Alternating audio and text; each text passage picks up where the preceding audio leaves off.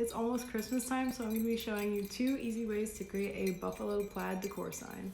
These 2 looks have the same process, and I just use different colors and different stencils to finish them off. And you want to make sure that you have 4 different shades of the color from red going all the way to black. You paint the base of your sign the lightest color or the brightest color that has no black in it. Then you start taping off the areas. Once your second shade is done, you just keep moving up to the vertical pieces of tape and use your darker colors until you reach the black shade. I wanted my stencil to have a lot of contrast, so I just used white and our Happy Deer Family stencil, and I think it turned out so perfect. So the green sign has the same exact process, and if you guys want a slowed down version of the taping process, I can definitely do that and have less of a time lapse.